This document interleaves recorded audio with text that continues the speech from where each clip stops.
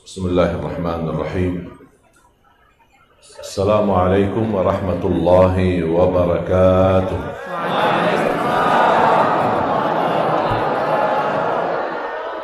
Indonesia terkenal negara terbesar penduduk Islam. Tunggu satu saat, Indonesia akan terkenal negara terbesar barapan hafal Al-Quran sedunia. Tak ada yang mustahil. Ini kalamullah, Quran, bukan kitab biasa, bukan kitab manusia, bukan buku buatan manusia. Ini kalamullah, dijamin kemuliaan ketika kita berdekat dengan Al-Quran. Barang siapa yang ingin jadi mulia di dunia, mulia di akhirat, perhatikan Al-Quran, dekat sama Al-Quran, bersahabat sama Al-Quran, agar kita mendapatkan syafaatnya Al-Quran. Jangan lewat satu hari belum baca Quran. Tingkatkan, kalaupun belum bisa baca dengan benar, tingkatkan simak, dengar Al-Quran. Dan itu salah satu sunnah dari Nabi Muhammad yang cukup hilang di tengah masyarakat. Rasulullah sallallahu alaihi wasallam pernah bersabda kepada Abdullah bin Mas'ud, "Ya ibn Mas'ud, iqra' alayya." Bacakan Al-Quran, wahai Ibnu Mas'ud. Qala Abdullah bin Mas'ud, "Aqra'u 'alayka wa 'alayka unzil?" Bagaimana saya membaca Al-Quran sedangkan Al-Quran Allah turunkannya kepadamu? Apa kata Rasulullah? "Inni uhibbu an asma'ahu min ghairi." Aku lebih cinta dan suka mendengar Al-Quran daripada orang lain. Dan kata guru saya, wal qari'u wal mustami'u ajruhuma sawa. Yang membaca sama yang simak, mendengar, pahalanya sama. Setiap satu huruf 10 kebaikan. Dan tidak ada ibadah, dan tidak ada kitab, bahkan hadis qudsi dan hadis nabawi tidak bisa meraih pahala sebagaimana yang ada di dalam Al-Quran. Satu-satunya ibadah yang memperhitungkan pahalanya berhuruf, bukan beramal. Salat tidak dihitungkan setiap gerakan rukuk, gerakan sujud, gerakan zikir dan lain sebagainya, tapi dihitung secara total. 5 waktu salat kita kerjakan, pahalanya 50. Tapi kalau Quran, hitungannya berhuruf. La aqulu alif lam mim harf, walakin alif harf, lam harf, mim harf. Alif lam mim bukan satu huruf, alif satu huruf, lam satu huruf, mim satu huruf. Membaca Al-Quran walaupun tidak faham isinya sama sekali, tetap dapat pahala 10 kebaikan dari setiap huruf, walaupun tidak faham. Mendengar Al-Quran CD murattal atau murattal dari YouTube, kita mendengar sampai khatam 30 juz, tapi tidak faham sama sekali, tetap dapat standar pahala setiap satu huruf 10 kebaikan. Jamaah sekalian, mohon, sudah dibagikan air, tidak boleh minum air bagi tangan kiri. Bukan saya saja yang tidak suka, Rasulullah juga tidak suka. Bahkan Rasul melarang, kalau minum bagi tangan kiri berarti mengikuti syaitan. Mohon maaf, saya sering memperhatikan di majlis ta'lim, di acara tabligh akbar, kok menjadi kebiasaan. Tolong diperhatikan ya, karena kita ingin semua meraih berkah Nabi Muhammad sallallahu alaihi wasallam. Dan ketika Anda melihat orang di samping kita bagi tangan kiri, jangan malu untuk dikasih tahu. Pak, mohon maaf. Kalau perlu, kasih tahu seperti anak-anak kita. Sekarang anak-anak kita kalau mengambil sesuatu bagi kiri, kita bilang apa? Mana tangan bagus, nak? Mana tangan yang baik, nak? Nampaknya kayaknya yang dewasa pun dia begitu. Mana tangan yang bagus, Pak? Islam di Indonesia itu luar biasa. Kecintaannya Islam di Indonesia itu luar biasa. Cintaannya Nabi Muhammad luar biasa. Ketika saya duduk bersama para da'i dan ulama di Madinah, semua bercerita positif terhadap Indonesia. Mungkin mohon maaf, ilmu kita ke agama tidak terlalu banyak. Mungkin banyak yang belum bisa baca Al-Quran. Tapi saya yakin semuanya yang hadir meyakinkan dan memastikan mencintai Allah dan Rasul. Saya yakin itu salah satu sebab saya betah di Indonesia. Karena cintaan orang Indonesia kepada Allah dan Rasulnya cukup tinggi.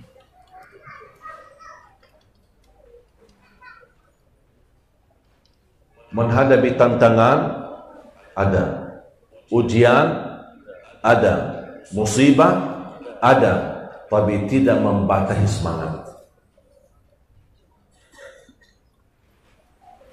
Dan ketika saya dapat musibah, ujian kemarin, saya meningkatkan doa. Sambil saya berkata, saya kan ada urusan pribadi saya sama Allah, tidak ada yang tahu. Saya bilang, ya Allah jangan dulu ditusuk saya terima, tapi jangan mati dulu ya Allah.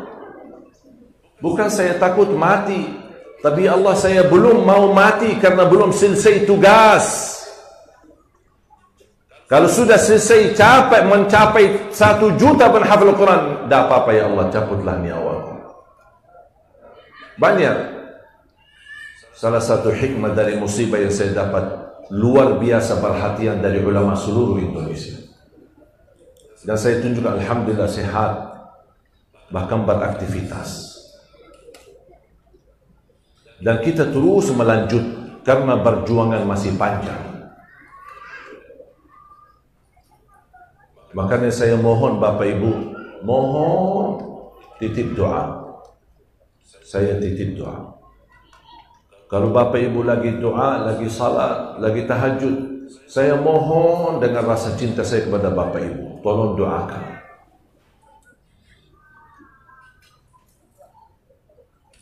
Wallahi Bapak Ibu, kalau antum tahu cita saya untuk Indonesia, akan kita bersama-sama bela mati-matian. Masih panjang. Mohon maaf saya tidak tinggalkan Madinah. Kalau boleh berkata, mana yang lebih baik Indonesia atau Madinah? Mohon maaf, Madinah lebih baik. Madinah tanah suci. Karena ada Nabi Muhammad sallallahu alaihi wasallam. Saya sebelum berangkat, saya mampir ke Masjid Nabawi, salat tahiyatul masjid di Raudhah, dan saya salam kepada Rasul, saya minta izin, ya Rasulullah saya mau ke Indonesia. Walaupun hati saya selalu merindukan Madinah.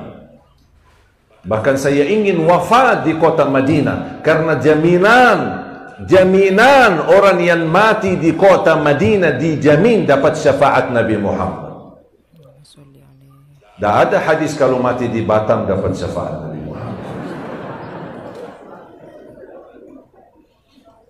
Tapi kadang-kadang ketika saya terus memperjuangkan di jalan Allah, ada bisikan di hati, tidak apa-apa. Kalau Allah takdirkan saya mati di Indonesia, saya siap mati di Indonesia.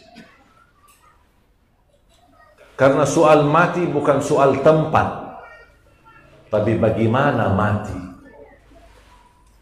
Kalau mati di Madinah, tapi su'ul khatimah.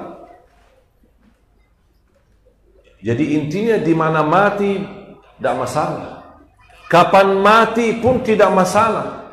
Tapi yang harus kita fikirkan, bagaimana caranya kita menghadapi kematian.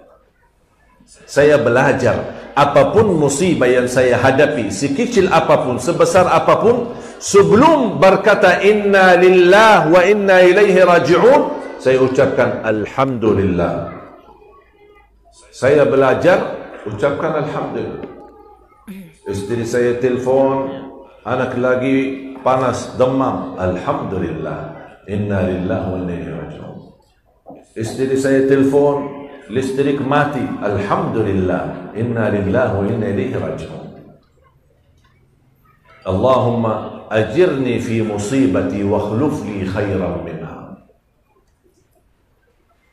keluar dari masjid 4 tahun lalu. Saya keluar dari masjid, salat subuh, hilang mobil saya. Begitu ada penjaga, ada CCTV, beliau kasih tahu mobilnya dicuri orang. Begitu saya sudah memastikan mobil saya dicuri, alhamdulillah, inna lillahi wa inna ilaihi raji'un. Semuanya dari Allah. Tak ada yang dari manusia. Semuanya ditakdirkan oleh Allah SWT. Sambil saya melihat di layar TV proses bagaimana mereka bongkar mobilnya, padahal penjaga ada tapi lagi tidur. Sambil berisik tapi subhanallah tak bangun-bangun, nampaknya tidur khusyuk. Sambil mobilnya berhasil dibawa. Ketika sudah saya melihat, sambil saya ucapkan terus, alhamdulillah, inna lillahi wa inna ilaihi raji'un. Alhamdulillah, inna lillahi wa inna ilaihi raji'un. Begitu saya sudah meyakinkan mobil saya dicuri, saya berdoa, ya Allah, kalau memang mobil saya yang dicuri ini untuk kebutuhan mereka, mereka sedang susah, sedang stres urusan kebutuhan keluarga, ya Allah, saya ikhlaskan mobil itu untuk menutupi kebutuhan mereka. Tapi ya Allah, seandainya maling ini ternyata maling istiqomah, jadikan pencurian ini yang terakhir dan bukakan pintu taubat baginya dan ampuni dosanya. 2 minggu kemudian saya menerima telepon dari polisi Metro Jaya. Ditangkap mereka. Dan sesuai laporan, ternyata maling istiqomah. Saya didatangkan berhadapan. Dan tanya, mana mobilnya? Saya jual. Terus uangnya mana? Saya sedekahin. Kok kenapa kamu sedekahin? Begitu saya tahu ini mobilnya si Ali Jabir, saya malu, tapi tak berani kembali, makanya saya jual dan sedekahin ke masjid. Saya bilang, subhanallah, maling tapi saleh.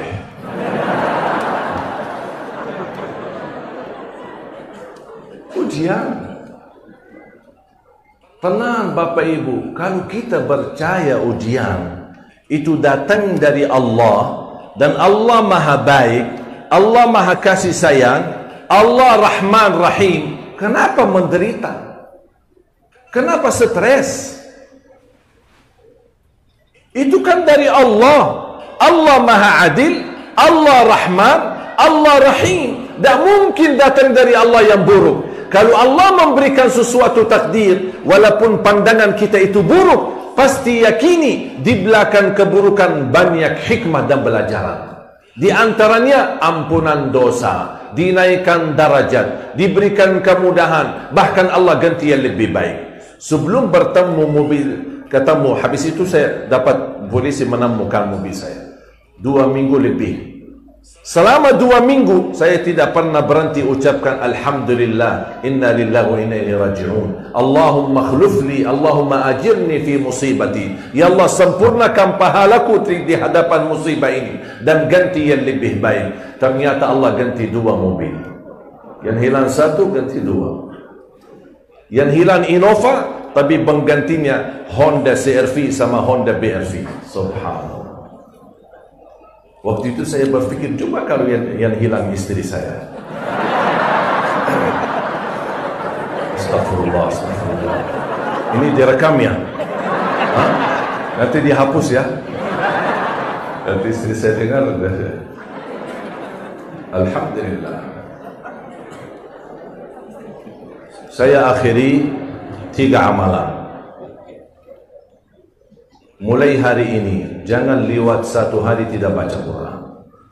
Minimal, metode khatam sudah saya kasih. Tapi mohon maaf, kalau tidak ada minat untuk khatam, minimal mulai harimu baca Quran, tutupi harimu baca Quran. Itu sudah minimal. Tidak ada lagi. Awali harimu baca Quran, berapa? Terserah. Saya tidak mau tentukan. Mau baca 1 ayat, mau baca 5 ayat, mau baca 1 halaman, mau terserah. Yang penting sebelum beraktivitas, baca Quran. Belum bisa baca, dengar, simak. Dan akhiri harimu dengan baca Quran atau simak, dengar. Kalau boleh saya usulkan, akhiri harimu dengan baca surat Tabarak Al-Mulk. Seandainya malam ini meninggal dunia, sudah mendapatkan jaminan selamat dari siksa kubur. Faham? Yang kedua, jangan tinggalkan ayat kursi. Habis salat sama waktu mau tidur, jangan tinggalkan. Apa pahalanya? Saya yakin semua hafal ayat kursi. Rasulullah sallallahu alaihi wasallam bersabda, "Man qara'a ayat al-kursi dubura kulli salatin laysa bainahu wa bainal jannati illa an yamut." Barang siapa yang membaca ayat kursi setiap habis salat fardu, dijamin masuk surga dan tidak ada sesuatu yang mampu menghalanginya. Dan barang siapa yang membaca ayat kursi ketika mau tidur, kana lahu minallahi hafiz wa la yaqrabahu syaitan, akan dijaga oleh Allah dan tidak didekati oleh syaitan. Mohon maaf Bapak Ibu, anak ini sudah terlanjur tidur, belum baca ayat kursi, tak apa-apa Bapak Ibu sambil usap kepalanya, bacakan ayat al-kursi. Dijaga oleh Allah dan tidak didekati oleh syaitan. Jelas? Yang terakhir, yang ketiga, maksimalkan sedekah subuh. Pernah enggak dengar ceramah saya sedekah subuh? Doakan, insyaAllah kami ada rencana membangun satu grup, insyaAllah menyertai seluruh Indonesia. Grup ini namanya Gerakan Sedekah Subuh. Setiap hari selama 40 hari. Dan setiap hari saya akan kirimkan doa. Dan sekalian kita akan belajar hafal surat Tabarak Al-Mulk selama 40 hari. Setiap hari satu ayat. Setiap hari satu ayat. Tuntas 30 hari, sudah selesai surat Al-Mulk. Sisanya 10 hari, kita akan ulangi isi suratul Mulk berkali-kali sampai menguatkan hafalan. Setuju? Setuju. Setiap hari kita gerakan subuh bersedekah, disertakan doa. Kenapa saya kirim doa? Saya ingin Bapak Ibu belajar agar setiap sedekah subuh bisa berdoa. Karena di situ rahasia kedahsyatnya manfaat sedekah subuh yang disertakan doa. Makanya saya akan kirimkan doa setiap hari selama 40 hari. Nanti akan dikumpulkan sedekah subuh itu untuk membangun 1 juta penghafal Al-Quran. Dan tidak ada nilai, bebas. 1.000, 2.000, 5.000, 1 juta, 100, terserah. Siap? Dan insyaAllah hafaz surat Al-Mulk. InsyaAllah bisa, semuanya bisa. Bukan hanya yang muda, sambil yang tua bisa. Masa satu ayat satu hari tak bisa? InsyaAllah nanti akan bantu bagaimana cara bacaannya, bagaimana cara menghafal. Sampai insyaAllah tuntas. Mohon doa Ustaz. Mohon doakan agar tetap sehat walafiat dan terus melanjutkan perjuangan untuk 1 juta penghafal Al-Quran. Alhamdulillah saya berhasil merayu 7 adik kandung saya. Semuanya 12 timnas. 9 laki 3 perempuan. Yang masih di Madinah ada 5. Yang saya bawa ke Indonesia sudah 7. Yang laki dan perempuan. Dan supaya mereka betah, saya nikahkan di Indonesia. Yang laki nikah sama wanita Indonesia, yang perempuan nikah sama laki Indonesia. Jangan khawatir ibu-ibu, masih ada lagi. Bahkan saya dorong adik-adik saya, kalau boleh masing-masing nikah 4 dan setiap istri melahirkan 1 lusi. Semuanya menjadi penghafal Al-Quran. 48 anak, semuanya hafal Al-Quran. Gimana Pak, setuju? Ibu-ibu setuju?